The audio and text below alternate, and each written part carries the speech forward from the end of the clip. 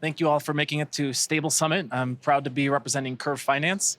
And I really hope for all of your stakes that you've been early to the yield-bearing stablecoin trend, because the markets have not been very good for crypto for the past few weeks. That's okay though. In crypto, we're resilient, and we're all going to double down and make it all back with one narrative. Because that's what we want, right? We want a narrative that's going to send all of our bags. We don't just need a green candle, we need the super cycle. And since I know there's a lot of VCs here around ETH Denver, I've gone ahead and brainstormed a few stablecoin narratives you could pitch that attach to the hottest trends. Curve doesn't do much with VCs, so you're free to take these ideas. Now, I don't think that stablecoins should be chasing the hottest trends. I think they should be boring and stable, but your mileage may vary. So the first concept I had was that AI, of course, is hot. So why don't we have a stablecoin where the peg mechanism is hooked up to an LLM? Makes sense, right? Well, I tried it, and your mileage may vary. I asked it, what's the peg? $1. What's the peg? $1. What's the peg? $2. They're not very good at math. They like to hallucinate. What's the peg? She's your aunt. Okay, so that one's probably not going to work.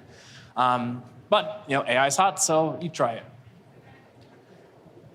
I keep waking up and seeing that Doge is in the news, and I'm a boomer, so I remember when that was more of a coin, but it's now about government efficiency, so I thought, okay, here's a pretty good pitch.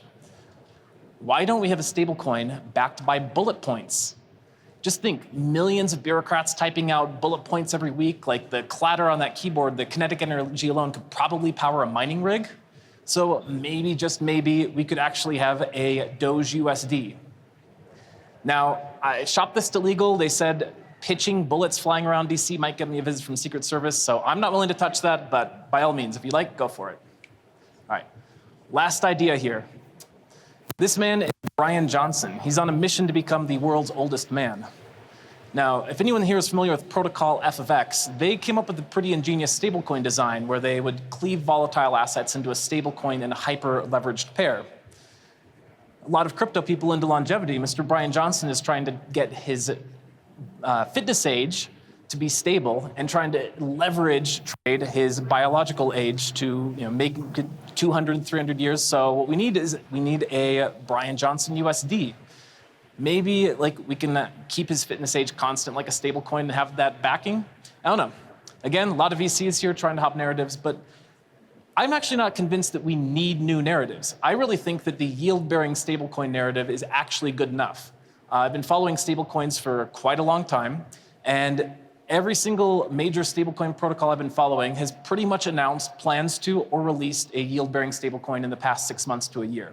So I'm pretty convinced that the narrative of yield-bearing stablecoins is a pretty good one, and the rise of yield-bearing stablecoins actually changes in some level a lot of the metrics that we're looking at. So we'll take it back to first principles. This is a treasury bill. Now, a lot of the cypherpunk origins of cryptocurrency was trying to build a completely alternate, separate financial system. And arguably, that hasn't worked out so well, because every time the Fed sneezes, Bitcoin seems to catch a cold. And it's very reductive, but I would argue that the advent of DeFi summer back in 2020 was largely just a reaction to treasury rates. Back then, yields were around 0%. So when people in crypto were offering anything above 0%, even though the UX, UI was 10x worse than it is now, billions of dollars were streaming in because yield was such a novelty. Now, 5 years is a long time. Nowadays, since then, rates have obviously been hiked.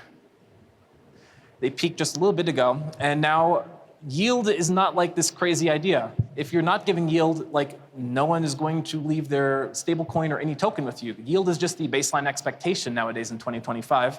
And accordingly, even though DeFi has got a lot more innovative and a lot better, it's still struggled.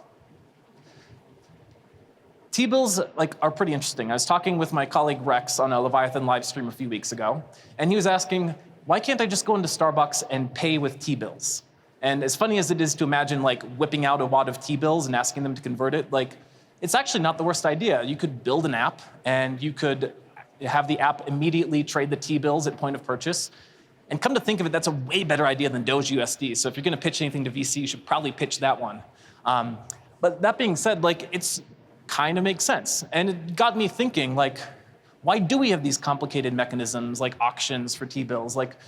Why doesn't the government just give everyone 5% yield? Now, I'm usually the slowest horse in the race, so I realized, oh, okay, the reason that you can't give everyone 5% yield is because then you give nobody 5% yield, right? Like all you're doing is inflating everyone equally, so playing field stays the same.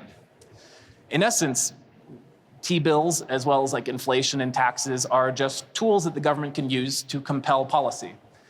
If everyone gets it or nobody gets it, it has no effect. The value comes in the inequality. The value comes in being able to compel people and nudge them in certain directions by using these as incentives.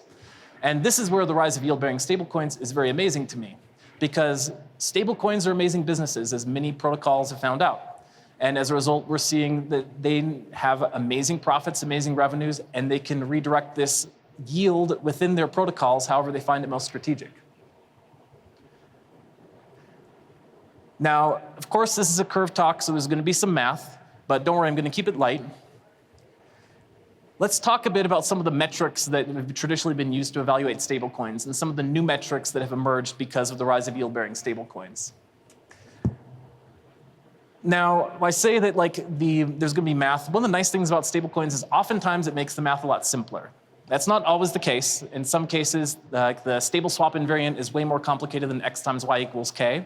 But if you look at the basic laws of economics, price being a function of supply and demand, like when you look at the Bitcoin case, obviously this one is a bit more complex because how much Bitcoin's on exchanges is the function of supply, how much is being minted. The demand is the ever-manic moods of Bitcoin traders. And as a result, the price is super volatile. With stablecoins, you get to hold the price to $1 if you're lucky. And as a result, the equation reduces nicely. Supply and demand are directly correlated. In other words, if there's $1 million more demand for your stablecoin, that directly manifests, in most cases, as $1 million of supply being minted. Supply equals demand equals TVL. This is a case where stablecoin math is nice and easy. Another one of these correlations that I've seen over time, which I think is a bit less understood in some cases in crypto and DeFi, is APY. APY is pretty much just a function of risk. If you stumble across a liquidity pool or a stablecoin that's offering 10,000% APY, that's not a deal. That's a warning sign to stay away from that pool in most cases. And yet, people are still obsessed with higher and highest APYs. And realistically, if you actually look at the mechanics for yield-bearing stablecoins, it's kind of difficult to manipulate the APY. This is really just a function of market demand and risk. The way that most yield-bearing stablecoins work is they point a fire hose of revenue and dare you to mint the stablecoin. At the start, yes, everyone wants to do it because they think that's pretty good. But as more and more of that yield starts getting siphoned off, there comes a point where no one's willing to kind of take the incremental risk and continue minting the stablecoin. And you arrive at essentially the risk-free rate. You can see published here is some top stablecoins in the decentralized world and the latest risk-free rates that I wouldn't say risk-free because nothing's risk-free in DeFi, but generally 5 to 12% is considered a pretty normal rate that you would get within cryptocurrency. Usually you have to accept a little bit more risk than the treasury bill rates, but that's because we have smart contract risks and hacks and all the other clown circus events that happen in DeFi. If you want to push your APY higher, you can't just aim more revenue at your stablecoin because the market's going to equilibrate back to that risk-free rate. So it'll shoot up initially, but then it's going to kind of drop as more people have demand for the stablecoin, aka more supply, aka more TVL, and you just get back to the same point. You can have too little yield directed, in which case you're going to be under the market rate, and that'll cause a death spiral.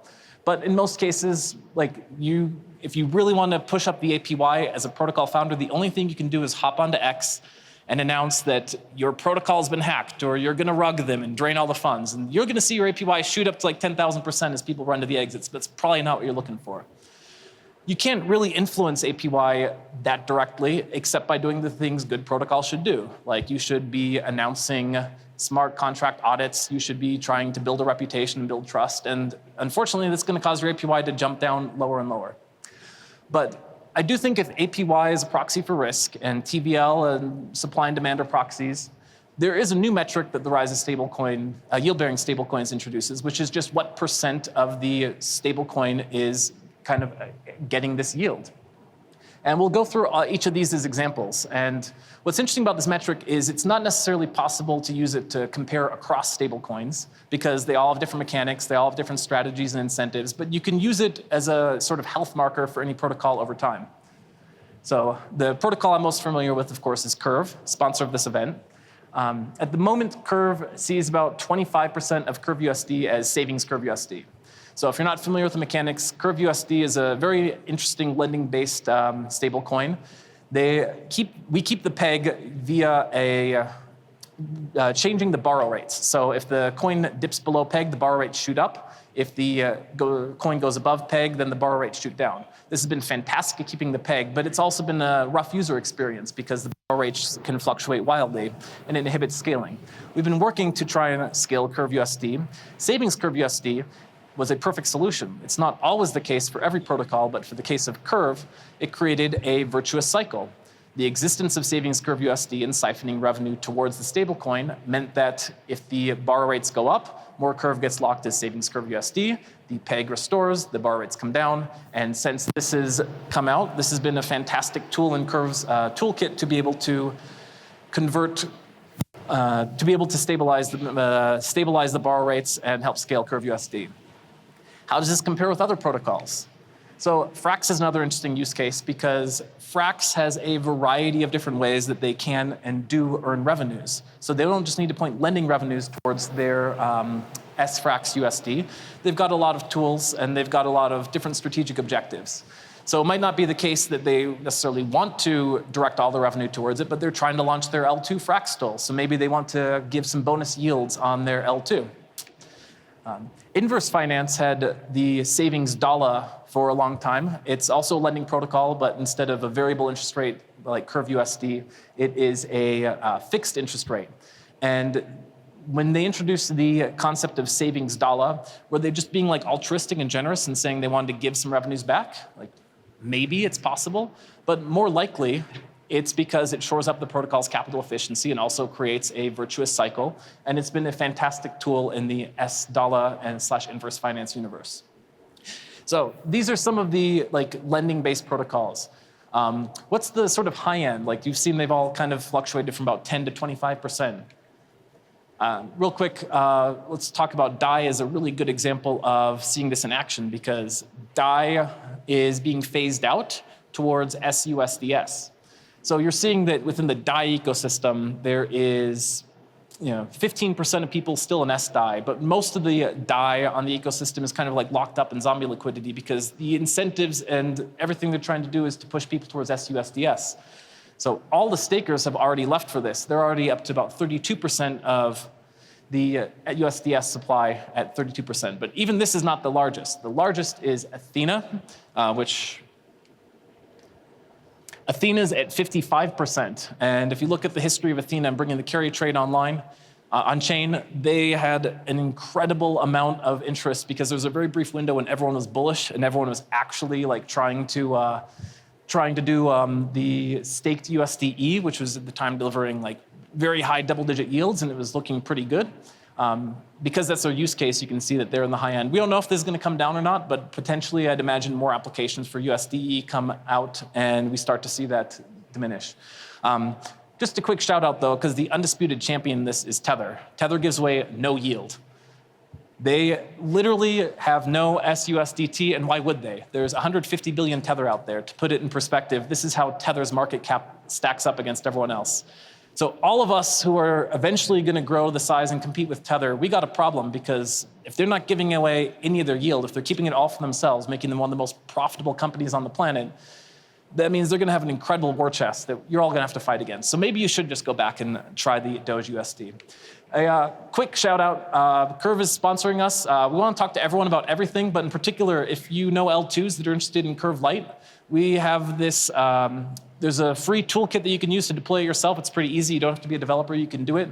But if you want to talk with us about deployment, about getting it onto the Curve UI, we'd be more than happy to talk about it. Thank you, everybody.